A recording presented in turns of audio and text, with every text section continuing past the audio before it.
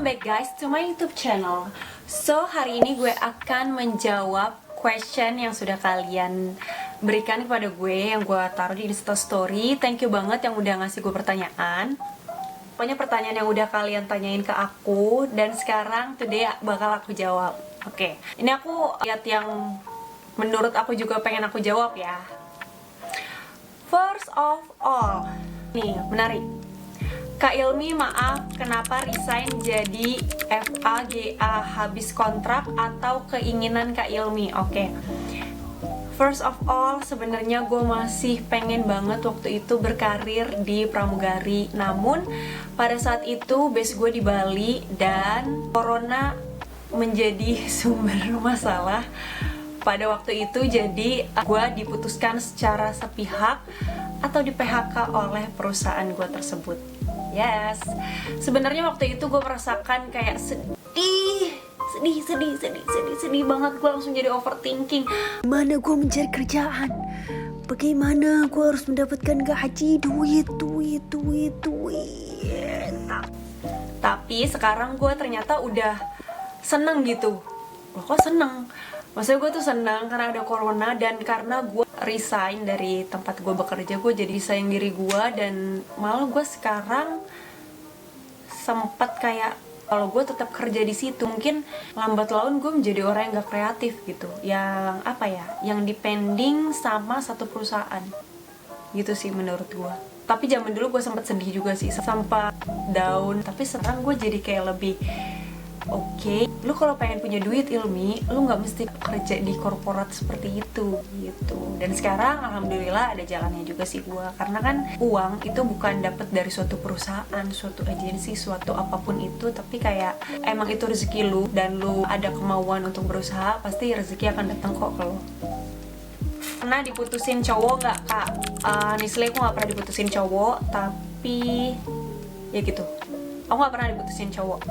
Peace yo. Apa regret yang pernah Kak Ilmi lakuin? Oke, regret. Sebenarnya gue orang yang agak cuek sih. Jadi kalau ada suatu masalah, gue bakal jadikan itu lebih ke pengalaman. Tapi ada nih, bukan regret banget sih, tapi sempat gue pikirin gitu. I'm a human being. Kenapa nggak gue ngevlog zaman gue waktu masih bekerja jadi pramugari? Kan jadi secara gitu vlog gue sangat menarik minat manusia yang banyak gitu kan. Karena sesungguhnya gue juga bukan orang yang narsis gitu loh, dan kayak sharing kegiatan gue itu tuh zaman dulu bukan gue banget gitu, nggak terlalu hobi banget. Nah, pengalaman keajaiban doa apa yang pernah kamu alami? Oh my god, ini berat banget. Jadi somehow Allah tuh baik banget. Ini power of doa yang bener-bener gue ngerasain banget. Jadi waktu itu gue punya pacar, gue pengen banget tinggal sama dia. Gue doain terus sama Allah, Allah aku pengen pacar aku jadi suami aku ya Allah. Seriusan, itu gue yang namanya ngotot banget. Itu serius, itu gue doa terngotot gue. Ternyata setelah ada beberapa kejadian, terus kayak gue ngerasa mungkin gue ngotot banget juga kali ya. Setelah itu gue doanya kayak begini, ya Allah, emang kalau dia jodoh aku ya udah dekatkan, tapi kalau misalnya dia bukan jodoh aku ya udah aku ikhlas. Dan besoknya gue langsung putus sama dia. Itu sih. Jadi kayak sekarang menurut gue power doa itu bukan cuma ngabulin, tapi kayak somehow ada yang bukan takdir lu gitu sih. Begitu juga termasuk sama kayak kalau lu minta rezeki atau something yang kadang kayak terlalu maksa, atau kayak yang pokoknya emang itu tuh bukan takdir lo gitu. Calon suami idaman versi Ilmi. Gue nyaman sama dia nyaman sama gue. Kita sama-sama berusaha satu sama lain, saling kayak saling membahagiakan, saling mengisi. Yang paling pengen gue banget kayak terima gue apa adanya gitu. Jangan di mulut jadi apa adanya aja, padahal sebenarnya bukan itu yang lo cari gitu, yang lebih gitu. Maksud gue yang penting adalah menerima kekurangan dan kelebihan gue. Jangan mau kelebihannya aja tapi nggak mau kekurangannya begitu. Dan satu lagi, kita harus kayak sama-sama bertumbuh gitu. Jangan yang kayak apa ya, sama-sama belajar lah untuk memperbaiki diri gitu. Ini Q&A apa ceramah ya?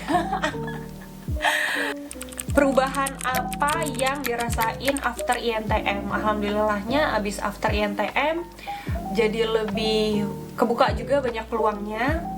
Apakah dia batu loncatan? Tentu saja, karena modeling itu sebelumnya gue udah pernah masuk, terus setelah itu gue keluar. Jadi untuk masuknya lagi, untuk diketahui kalau gue jadi model lagi, itu salah satunya INTM membantu banget. Jadi sekarang gue alhamdulillahnya ya lumayan lah ada pekerjaan yang mungkin mereka juga recognize dari INTM, seperti itu. Umur Kak Ilmi berapa dan kenapa bisa jadi Indonesian Next Top Model? So, umur gue adalah 26 tahun. Ini yang gue pahami aja ya. Kalau model itu kan dia harus punya karakter gitu, mukanya berkarakter. Menurut gue memenuhi kriteria itu salah satunya. Selebihnya ya mungkin mereka melihat gue menarik atau something, atau bisa bekerja di industri entertainment. Ya dong. Satu kata buat fans Kak Ilmi. Oke, sebenarnya gue agak aneh gitu sih kalau misalnya gue punya fans, which is ya makasih banget yang menjadi fans gue. Terima kasih banyak kalian udah cinta sama gue. I love you too. Ceritain pengalaman terkocak. Bentar ya, gue pikirin dulu. So, cerita lucu yang akan gue ceritain ini adalah cerita adik gue di masa kecil. Jadi waktu dia kecil itu emak gue berpesan, "Dek, kamu kalau misalnya pengen jajan, beli sesuatu itu ditawar ya." Oke, finally akhirnya adik gue mengerti dan akhirnya dia menawar mainan ke abang-abang. Terus dia bilang kayak gini, "Bang, ini berapa?" 500 dek. "Oh, kalau 1000 boleh nggak?" Adek gue tidak mengerti konsep tawar-menawar yang sesungguhnya adalah seperti apa. Ya, oke. Kayaknya sih nggak lucu ya. Ya udahlah ya.